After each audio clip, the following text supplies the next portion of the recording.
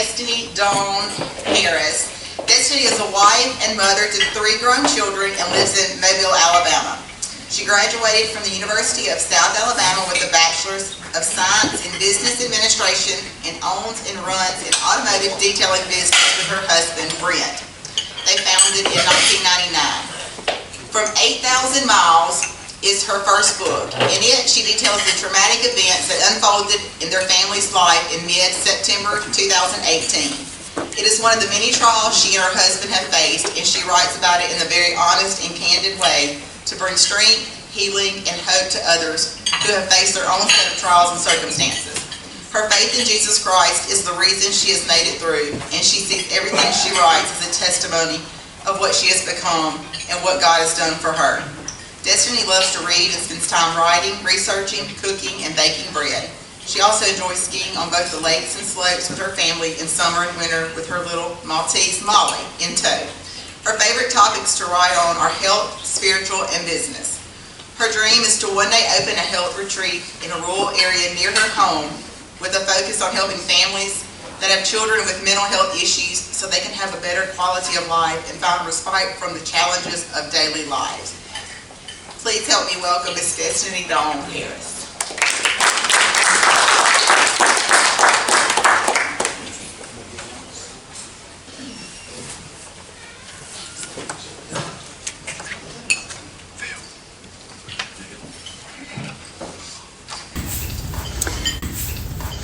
Thank you, Sherry, for having me here today. And I want to thank Tracy Dean for giving me her spot to speak. And thank you all for being here. I share our story to create awareness because what we experienced in our family is not anything that we ever knew existed. And the first step in, can't see you. The first step in preventing something is knowing that it's even happening. So I'll share a little bit of our story with you, and then I want to give you some tools and some insights to help you to prevent it from happening to your family or someone you know. And then as I go throughout, I'll share more of our story. And at the end, I can open it for question and answer if we have time or y'all want to do that. So in 2018, our daughter was 21 years old at the time, but she had never lived away from home before. She got up and left our home in the middle of the night and got on a plane headed to India to meet a man she had been talking to online for 2 years without our knowledge. The whole time she had a boyfriend at home, so we never knew that, we had no idea she was talking to anyone else. And with the help of Homeland Security, U.S. Marshals, our congressmen, and the Indian government, and divine intervention, we were able to go over there and get her and bring her back home. But the minute that we landed in our airport in Mobile, she was once again taken from us, but this time by people we knew, people we trusted, people who were helping us in the beginning. And you see, she did not perceive the danger that she was in. And she said, I didn't want them to save me. She still does not perceive the danger that she was in, and her father and I have not even received a single text from her in over 6.5 years. So now I just want to talk a little bit about this problem that is increasing rapidly in our world, and that is the human trafficking or any kind of online predators. The size of the problem is that 50 million people are being trafficked in the United States today. But the Holocaust was only 6 million, so that kind of gives you some perspective. It's a $173 billion a year industry. It's the second largest illegal activity in the United States. And in all 50 states it is reported, so no state is immune. It's increasing rapidly, as I said. Last year it increased 29%. So as you as business professionals, I mean, that's a lot because all the other crimes were only single digits. And this was 29% that increased in 1 year, last year. And there are 500,000 predators online every day with your children, your grandchildren, and your great-grandchildren. So I want to give you some of the tactics and strategies that they use. One is a romantic relationship, which is what my daughter was lured into. It's called Romeo, and that's where they will start talking to you. You think that you're in this romantic relationship, and one day they pull up outside the front of the house and you think you're going on a date, and the girl gets in the car and she's driven across the country. That's one scenario. Another scenario is the job opportunity that seems too good to be true, and then the interview is far away from home that they have to drive to, away from their family and people they know, and then the job details are unclear as to what the job is about. And then they're also getting your children through video games. As young as 8 years old, they will befriend them playing online video games, and they take their time. They're very patient. They will groom them. They will become their friend. It might take a year. It might take 2 years. They are very humble, even very soft-spoken and gentle and compassionate. And this is how they draw them in. This is how they befriend them and gain their trust. And so also one thing is that the children themselves, or I'll just say victims because it's not just children, this is happening to all ages. Even senior citizens are getting scammed. Recently we heard of one. And even if it's not trafficking directly, it's extortion. You think you fall in love, you start sending money to someone, and they use this in the sex trafficking trade. And so sometimes the victims become the recruiters. I don't know if you remember Jeffrey Epstein, but that was something that he did. He would pay the girls to bring their friends, so they wouldn't even have to do it. They just needed to bring their friends in, and they would get paid for that. And so the victims will recruit. They will go into the schools, and they'll say, come go with us. It's better over here. And whenever, I was talking to the Vice President of Human Trafficking Agency, Hands of Justice, and I partner with them and give part of the proceeds of the book to them to help fight this. But he was saying that, some of the kids, they prey on the unhappiness of teenagers. And what teenager do you know that's happy? I mean, that is a normal part of life when you start going through changes and there's contention in the home, because that's just how it is. And no home is going to be happy during that time. And so when a kid comes to school and says, hey, come go with us, come go to be with our family, and it's better over here. Well, you better make sure that you're trying to talk to your kids and be close as you can to them in a relationship with them, because there are other people out there saying it's better over here. And then sometimes it'll be the guy trying to get the girl into, hey, I love you, I want to be with you, come with us, and she doesn't know what she's going to walk into. And I want to talk about the vulnerability of it, because I talk about these two different types of people, because some people think, well, that'll never happen to my child. She's smarter or whatever.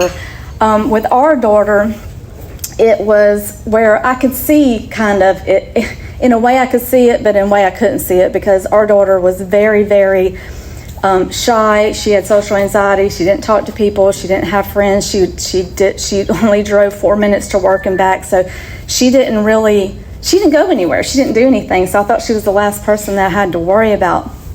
But the person that wrote the foreword for my book, his name is John Baldwin, and his daughter Mackenzie almost did the same thing that my daughter did. And they wrote a book about it in the book Almost Gone. And she didn't actually leave because they were able to find out about her plans before she left, and they stopped her from going. But Mackenzie was very different from my daughter. She had friends. She was popular at school.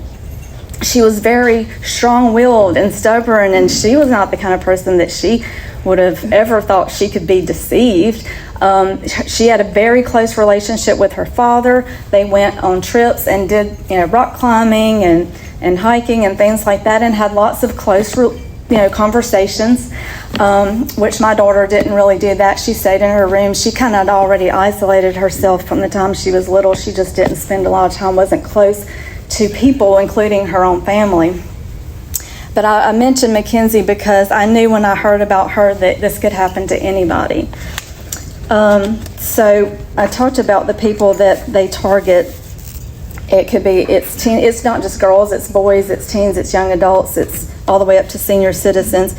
And when I was in the Monroeville Museum giving this talk, one of the ladies that work at the Camille place here that y'all have that's for a safe home for the children after they've been trafficked, she came up to me afterwards and she told me that we have children as from the age of 6 years old all the way up to 19 years old. And she said that some of these children have been sold 40 to 80 times a day. I don't know how that's even possible. I mean, you're not eating, sleeping, you're just an object. It is a problem. And another thing is we need to do a really good job of prevention, because the rescue rate is only 1 to 2% of those that are trafficked ever get rescued. 1 to 2% out of 50 million people. That's very, very low. And I believe one of the reasons why it's difficult to rescue is because of the trauma bonding that takes place. This is a tactic that they use. It used to be called Stockholm Syndrome. When they first experienced the phenomenon was in Stockholm, Sweden, when there was a bank robbery. And the hostages stopped working with the police and they started sympathizing with and protecting the perpetrator, and they start protecting the person that's doing these things to them. So the reason why that happens is because you'll have somebody who's going to kill you, and then they change their mind and they're like, oh, well, I'm not going to kill you. So now you're so grateful to them because they've saved your life, and it's so this weird perverse kind of situation that happens where they begin to start seeing their happiness intimately connected and correlated to the perpetrator's happiness. And so that's how they get them in this trauma bonding type situation. And then also of the perpetrators, only 0.1% of them, 0.1% ever get prosecuted. And I believe the reason for that is because we have a corrupt system. There's a lot of money to be made in trafficking, and two of the main ways that it's funded is through prostitution and pornography. So the girls in these videos and magazines, they're not doing that because they want to. They're doing that most of the time because they're forced to. And if they don't act really well and act like they like it, then they'll be beaten. So that is one of the ways that it's funded. I wanted to give you some warning signs that I saw looking back on this, and just share with you a couple of ways that I believe we can prevent this from happening, because I'm still learning. And then I'll go back and share a little bit of our story. So one of the first things that they must do in order to capture you, I guess, lure you and deceive you, is they must isolate. That's the very first step, is isolation. They must isolate you from your friends and family. So whenever you see your loved one start to withdraw, or you yourself, if you're the victim, you feel like you're starting to withdraw from family and friends, and you're spending all your time with this person exclusively and like no time at all with anybody else, then that is a huge warning sign, because that's the first thing that they must do. And the reason that they do this is they don't want anybody else's thoughts, beliefs, plans, feelings, anything in your head but theirs. That's the only voice they want you to hear in your head. They also make you angry and afraid of your family and friends. That's a way of cutting off that connection, is to make you angry and afraid. And my daughter was that way. She already had isolated herself. She was always to herself anyway. But those last 2 months were like ice cold friction in the house. You could just feel the cruel hatred, and I didn't know where it was coming from. They make them distrust anyone who could help them. They are taught to distrust the police, distrust any kind of social worker or anybody, therapist, anybody that could help them. And so if you find yourself spending a lot of time with someone and not spending any time with other people, because that's not a healthy way to be. You need all kinds of people in your life, and all kinds of people, to have ideas and things, and not just one person's thoughts. And so you need to ask yourself why. Just check the relationship. Just check yourself and say, because sometimes the girls will say, well, I want to. It's not him, it's me. I want to spend all this time with him. Well, why? Why do you? Because you need to have a healthy life. You need to have more than one person's thoughts in your head. So that was isolation. The second one is a change in characteristics or behavior. So if you see them asking or commenting, asking questions or commenting your loved one, strange or odd things, that's another warning sign. My daughter started asking me questions about flying in the airports and things. Well, I didn't have any idea why she was asking me that. I mean, back then, now it's very obvious, but back then it's like I had no idea why she was asking these things. I thought maybe she was interested in flying like I was, and we had taken the kids on discovery flights and they didn't seem to be interested, but I thought, well, maybe she's interested now. Another time she came into my room one night, which she rarely ever did unless she wanted to borrow something, and she stood beside my bed as I was getting into bed, and she said, "Is there anything that I could ever do that would make you not let me live here anymore?" And that question sent shockwaves through my body. It terrified me. I felt like this nightmarish feeling come over me, like, what are you planning? But I didn't know what to do with that information. It was like this boiling pot of something, and I didn't know where to put it or what to do with it. And I said, what are you planning on doing? And she said, "Oh, nothing, And then I'm thinking, why ask? And I was too afraid to go into figuring out what all that meant. I didn't know what to do. And so instead of having a conversation, I began to rationalize in my mind and say, oh, well, she's not going to do anything. She's not going to go anywhere. What is she going to do? She stays in her room all the time. She doesn't go anywhere. She drives 4 minutes to work. She doesn't have a lot of friends. I mean, she's not going to do anything. Like, I never could have imagined what she was planning. So I encourage you to have a conversation if something odd or strange is you feel like something strange is happening, because I could, even if I didn't do it that night, I could have done it the next night or the next night, if I wasn't quite ready, but just have that conversation. So the other thing is the bank account. You can always follow the money. My daughter, we had a joint bank account with all our children to guide them in their finances, and if you have access to that, it's really good to keep a good monitor on that. My daughter was supposed to, at the age of 21, she was supposed to be, saving up money. The only thing that I asked of her, she really was a good kid. We had all good kids, and we didn't ever have any problems with them. Not any to speak of, or that I really remember. I mean, we made it through all those teenage years that are supposed to be hard. And the only thing I asked of her is that you respect us while you live in our home, and that you clean up after yourself, and that you spend some time with us because you're living in our home. Spend some time with us, which she rarely ever did. And just save up some money so that one day you can get out on your own. Well, I looked at the bank account, and after 18 months of her working a job, there was hardly any money in it. And, just maybe a couple thousand, and she had been working for a while. And I was printing out all the bank statements to show her. I'm like, where's all the money at? This was 2 weeks before she was going to leave. So her lips were airtight. She wasn't giving up anything. And for 2 hours, I grilled her, and she said not a word to me the whole time. There were two transactions that really caught my attention. One was when she wrote a check out to cash with the word travel in the memo, and I said, what is this about travel? Where are you going? She wouldn't say anything. So finally, after her just not answering me, I finally chalked it up to her pretending, just fantasizing about some trip she was going to go on. And then the other one was a $300 charge to Cox and Kings, COXKINGS. And she wouldn't answer me what that was about. And so finally, I just figured it was some clothing store. But I didn't go and take one step further to find out what it was, to Google it. So you can't just look at what's on the bank statement. You've got to find out what is that.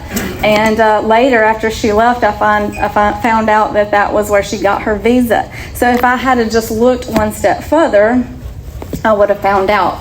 But we were working 60 hours a week. We were trying to revamp our garage with our business, and I was worn out. And after 2 hours of trying to talk to her, I was just absolutely worn out. So I didn't go that one step further.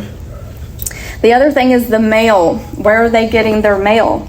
Because you think, well, the mail comes to the house, right? Well, our daughter was very concerned about the mailbox because I had changed out our mailbox because we have a business and we live next to our business, so I had gotten a mailbox with a lock on it. Well, she didn't like that. She needed her own key. And I said, well, there's a key right there in the drawer. Well, that's how he sent her the airline tickets, was through the mail. So even if you don't see it on the bank statement, there's things that someone else could be purchasing for them and sending it through the mail. And of course, there are other things besides your bank statements. I mean, there's no way to completely know when they're ordering other credit cards in ways that you don't even know about, that they could be getting it. But another thing I want to point out is that Mackenzie, in the other book, she had a P.O. box that her parents didn't know about. That's another way they can be getting mail. Then I want to talk about conditioning. This is very important. That the perpetrator wants to be the very first voice that they hear every morning and the last voice they hear every night. This way they are getting them dependent on them, where they don't even feel like they can get up and do life unless they're talking to them and hearing their voice. And my daughter's phone would ding or ring at like 3 and 5 in the morning. And the reason for this is because he's on the other side of the world and it's daylight for him. So I would question her about it, and she would not answer me, and I just thought, well, maybe it was just a wrong number or something, But those little things in your mind that you think that, you just kind of brush these things off. But you really got to pay attention to these little things.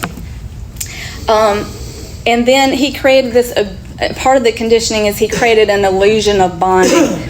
He would talk about to her, like, we watched the same Disney movies growing up as children, and, so creating this illusion of bonding, like they knew each other forever since they were little kids, these like memories that they shared, so it feels like you've known them, you've always known them, and you feel safe with them.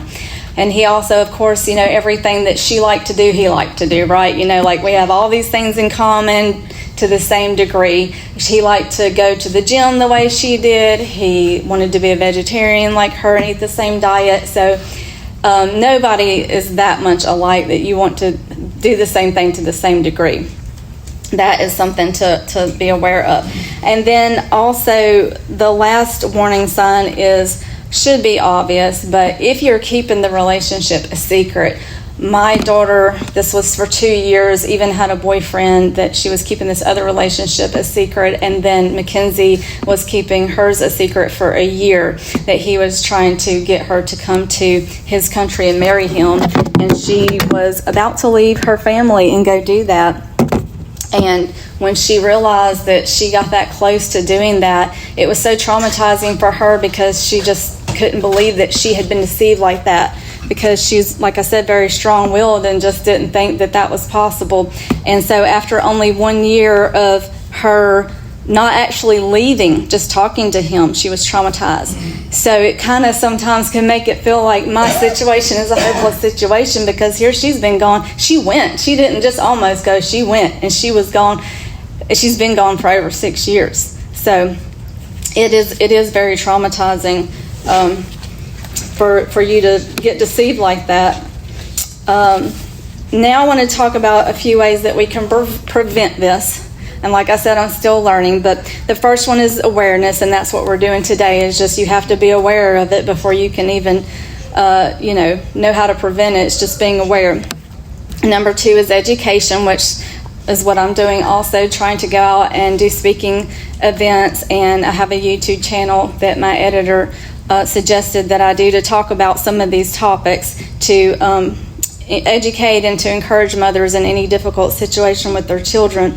But I believe in education, not condemnation. We don't want these girls to feel bad that they're doing these things. We want them to be able to just be educated about it and to know, to be warned and to not feel bad, because anybody can be deceived. It doesn't matter who you are, what age you are. That is the whole reason it's called deception, is that you don't know you're being deceived.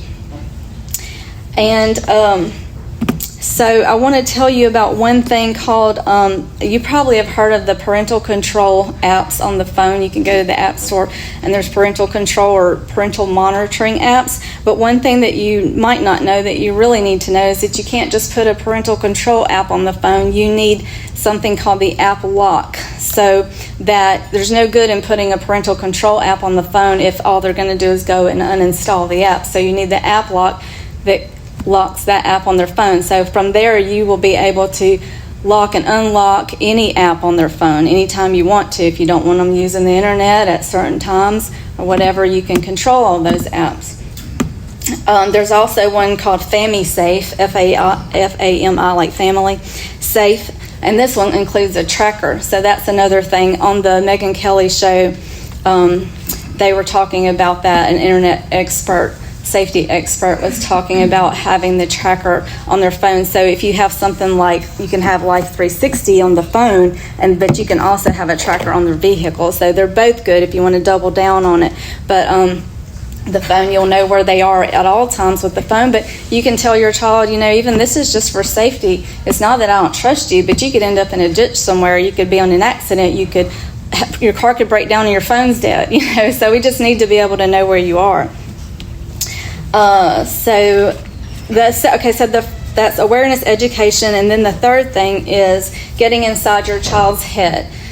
This takes time, and I know we're all busy, but you have to be able to know what's going on in their head. I would have had to probably talk to my daughter for 2 hours to figure out everything, or longer than that. But, you can just go on a walk. I say, like, going on a walk is like going for a talk. That's what it really means, going for a talk, because then you're not just sitting there staring at each other and it's awkward, so you can get outside in the fresh air and the sunshine, and then as your body's circulating, you start thinking of things and you get ideas and you get inspired, about things to talk about, and things will come to the surface. Because if you're not talking to them, somebody else is. If you're not in their head, somebody else is. And the thing is, whenever you talk to them, you're going to get access to that other side of the relationship, because someone's putting those plans in their head. So if you're talking to them and you take enough time to really get past all the surface, then you'll get access to that other relationship if there's one going on. Of course, spending time doing other things together that are fun to do, new things, that'll get them talking. And the last way I believe we can prevent this is just to tell your story. Telling your story brings awareness. It educates others to help us learn about the different tactics and things that they do and the way that they lure people. It also brings healing to you, and it gives courage to other people to come forward. Of the girls that have been sexually abused or assaulted as teenagers, the average time that they ever come forward and tell their story is when they're about 50 years old. That's a long time. That's a lot of other people for him to be doing that to. So if you tell your story, it gives other people courage to come forward and tell their story, because they're afraid that no one's going to believe them and they won't have the support. So when they see you getting that encouragement and support, then it opens the way for them to be able to. Another thing that businesses are doing that I think is an awesome thing, especially these gas stations, the Quick Trip gas stations is one that's doing it, but they have something called safe rooms. So a girl can just come in there and just lock herself in that room, and everybody knows what she's there for and can get her help. Because I-10 is a major route where they traffic girls in these trucks. And so those gas stations and restaurants along the interstate, putting those trafficking hotline numbers on the inside of the bathroom stalls and having that safe room is very, very helpful. Okay, so I want to finish up our story. I know I'm getting close. So the price of the plane ticket that this young man paid for my daughter to come to his country, we were told in Indian currency and in their country, is worth about 1 year's worth of rent. So this is not an amount that you would pay just to meet someone. This was a substantial investment, and one that I'm sure he was looking for a return on. We believe that we thwarted an attempt that day in the New Delhi airport where he had my daughter meet him. This is the largest city in the largest country known for sex trafficking. And it's 30 minutes from the Pakistan border, and our pastor told us if she gets across that border, you'll never see her again. So even if he was all good and wonderful, anybody could have taken her and she would have been gone. The area that she was in was not good. And she was made to believe that in this Hindu country a Hindu religion where they worship thousands of gods, that the Christians there were actually paid money by the government for being Christians. So this is how naive she was. And this, Pakistan, 30 minutes away, they kill Christians for their faith. And this is just one of the lies that he made her to believe. And we believe that human trafficking, that we did thwart a transaction that day, but we believe that was plan A. And since we thwarted that, he was just now settling for plan B, which was a chance at U.S. citizenship. 7 months later, after we brought her back, she returned to India. She sold her car to go, and she married him. And she came back after about 6 months and began working to get him into this country. So we were only there for 1 week. We were there. She was there 1 week while we were trying to get there, and then the second week that we were there, that was 2 weeks, and then she goes over there, and then within about 6 weeks, they're married. So she came back over here and started working for 5 years to get him here, and at times working 2 jobs at a time and sleeping on the floor. And he did make it here, we've heard, in January 2024, which was a little over a year ago. And he went straight to Chicago, never even seeing our daughter. And we heard he's driving an Amazon truck, so we just joked that maybe he'll deliver the books for us. But God has a funny sense of humor. And but this is, it fits, because this is how they traffic girls, is in these trucks. So his dream was to be a truck driver when he came here. But our daughter believes that it's her fault, and that's what they make you feel. It's your fault. It's my fault that he just came straight here, didn't see me, went to Chicago. But I don't want to leave you without any hope, so I just want to close with some miracles that God performed for us. The very first miracle is that our daughter left a letter. If she had not have left a letter showing her route information, we would have no clue as to what to do. The second miracle is that what would normally take 2 to 3 months, we had never been out of the country, had hardly been anywhere in our own country. We didn't have visas and passports and all that stuff. So what would normally take 2 to 3 months, we were able to do in a matter of 3 days. So that's the second miracle. The third miracle is that our church is a worldwide church, and so our conference in Washington, D.C., the leader, he used to be the conference leader in India, and he knew the person then. So he arranged for her to be able to have a safe place for her to stay until we could get there. A member of their church got up out of their beds at 3 o'clock in the morning and went to the airport to meet her, so that our daughter would have an option whether she wanted to go with the person that she was supposed to go with and his supposed sister, or with the family that we sent. And so the third miracle is that she chose to go with the family we sent. So she was able to be safe until we got there, because if she'd went with him from the beginning, I don't think we would have seen her again. And then the last miracle, ultimately, God saved her out of India right there at the very last moment, on the last day at twilight as it was getting dark. And we thought we were leaving there without her. And through God's providence, we didn't know the government. We didn't know where we were. We couldn't get around. We didn't know the language. And then through his providence, we were led to a government office, and they took military guards over to his house, got her, because once we first got there, we saw her one day and we never saw her after that. They were keeping her from us. And so they took military guards and brought her to us and sent us home on a plane. And so he saved her from there, not once but twice. So, as I was writing this story, I had a dilemma, because I was telling God, I don't really have a good ending. I don't have a good ending to this story. And so I was ruminating over that for like 3 weeks, and then I got on my elliptical one morning, and I was still asking God that same question. I don't have a good ending. I need a good, I'm pondering this. And I turned on the Christian radio station, and the very first words that I heard was the announcer say this: "Hand God the pen, and he will write an ending you didn't see coming." So I got busy writing, and I really believed that she would come back before I finished. And up until the week that we were about to upload it to Amazon, I was waiting for just one text, just a text, and I can just write, then she texted, and that would be, the cliffhanger for the next part. But God has not seen fit for it to go that way. So we are still standing on his promises. We are still waiting for her to come back. She has at least spoken to her brothers, which was huge.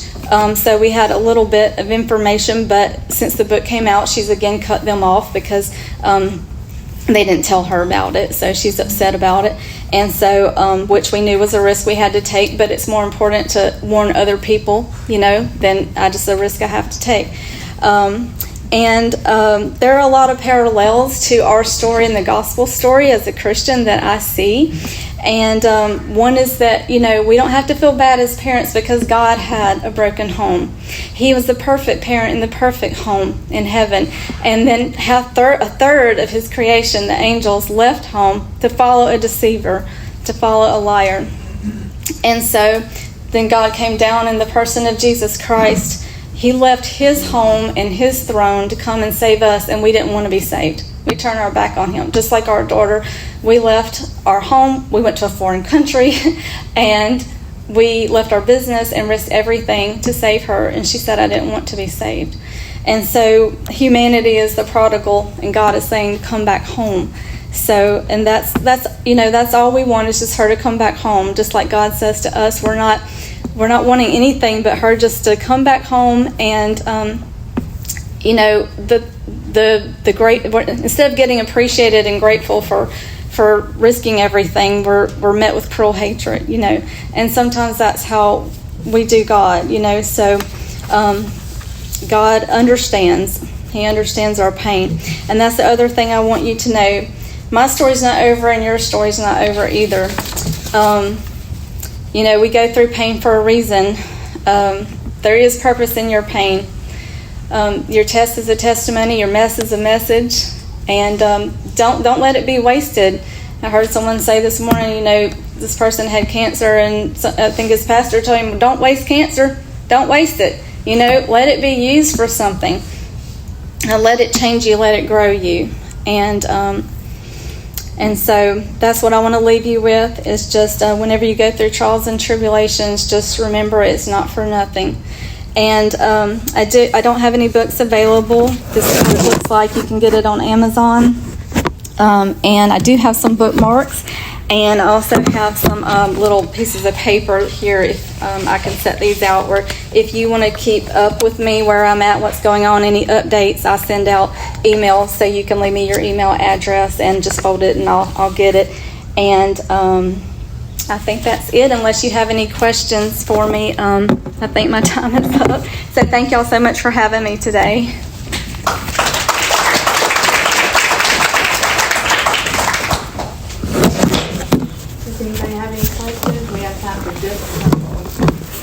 Yes. I missed it. Where are you from? Mobile, Alabama. Yes. With your daughter being 21 years old, does that make it more difficult with her being a full-grown adult?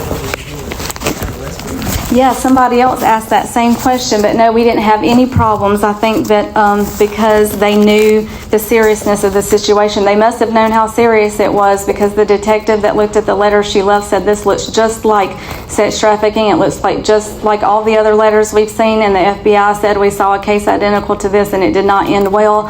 And I just think that they must have seen how serious it was. In the New Delhi airport, our daughter said that, Mom, there were hundreds of guards surrounding us, and I'm sure if it probably wasn't hundreds, but maybe 30, but they must have seen how serious it was and that it did not look good. So we never had any problem with that. No. How old is your daughter now?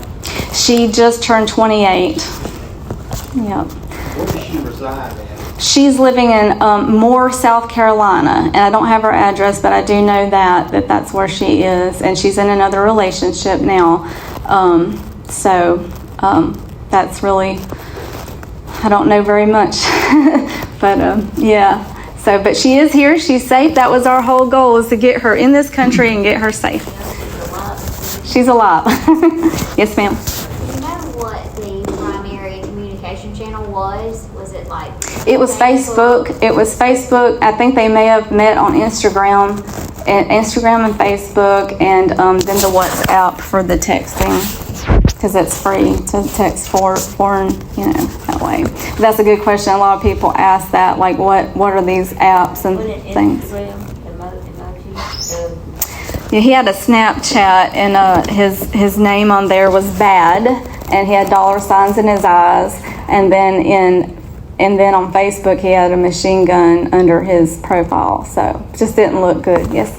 What do you think when she left the letter? Was she leaving you a trail? I mean, what? She said she left it so that we would know where she was and we wouldn't worry about her. But the thing is it made us worry more, and it breaks my heart because she just put so much into that. She's like, it just hurt her that we thought it was human trafficking, and that she was really just trying to leave us a letter to let us know that, you know, she was completely oblivious that just made it, as our fears, you know, even greater.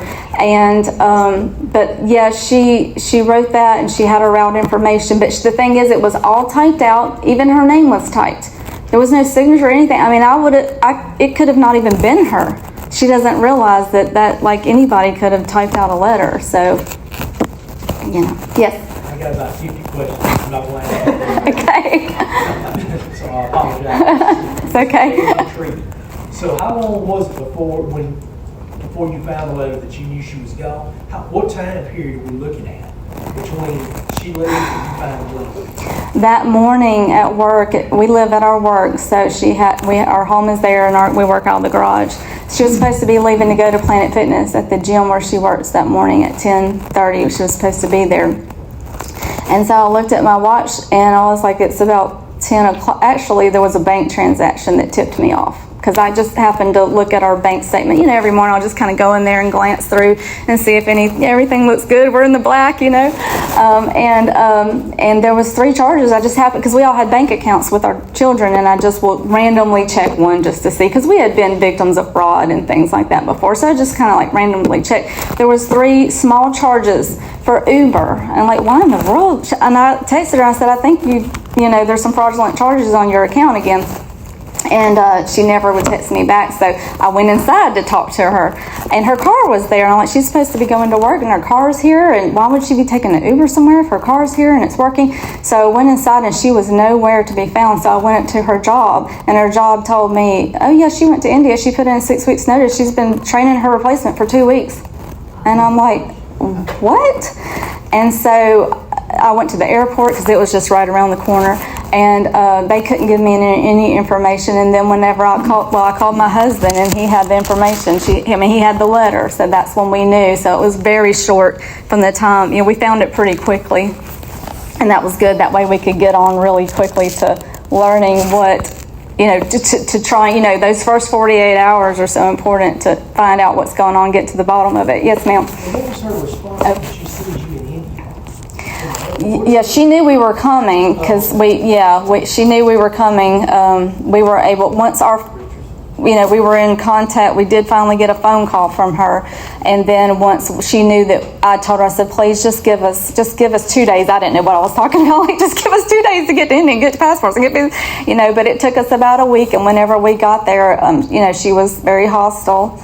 I mean, that's another part. There's a lot of spiritual warfare in this story.